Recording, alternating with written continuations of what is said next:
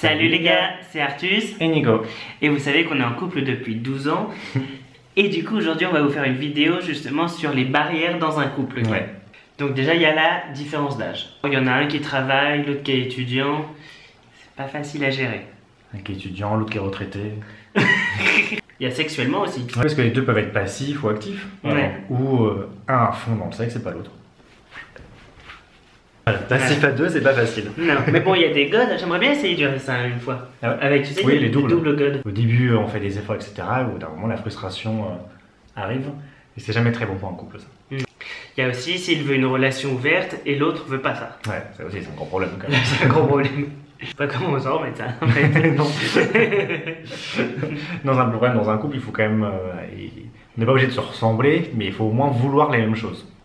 Alors, un gros problème d'être gay, ça change pas par rapport aux hétéros, c'est l'argent. Ouais, et finance. Ça, s'il y en a un qui gagne beaucoup et l'autre pas, ou s'il y en a un qui dépense beaucoup et l'autre pas. Il y a les amis. Ouais. Hein, si l'un des deux veut pas vraiment accepter les amis de l'autre, Ouais. c'est un peu compliqué. Si l'un est out mais pas l'autre. Parce que bon, si l'autre est vraiment pas prêt de faire son coming out. Vraiment, il veut pas aller dans les endroits gays, il veut pas parler de ça, enfin voilà. Même ses amis sont pas au courant, du coup, faut cacher la relation. Ouais, c'est pas drôle. Voilà, ça peut être tenu quelques mois, mais ça risque de pas durer. Hein. Non, surtout quand soit on a fait la démarche de faire le coming out, c'est plus dur du coup de se remettre dans le placard à cause de l'autre. Du coup, la famille, si elle est pas très ouverte sur l'homosexualité, ou si juste elle aime pas le futur gendre. Ouais, ou si lui n'aime pas la famille voilà. de l'autre. Parce qu'on ressemble pas forcément à sa famille, et que c'est pas parce qu'on aime une personne qu'on aimera sa famille. Ouais, ça en ce moment on le vit un peu, hein. Des petits problèmes de famille. Il y a la jalousie. Ouais. Si l'un est affreusement jaloux, Ouais. moi mon humour. On a tous vu Confession intime, on sait comment ça peut se passer. Hein. C'est pas très bon par exemple de garder un profil Grindr sur chaque téléphone. Au début de la relation, déjà faut tout virer. Parce que c'est toujours un fil à la patte sinon. Hein. Enfin, faut quand même s'investir dans la relation, donc on est obligé de couper ça.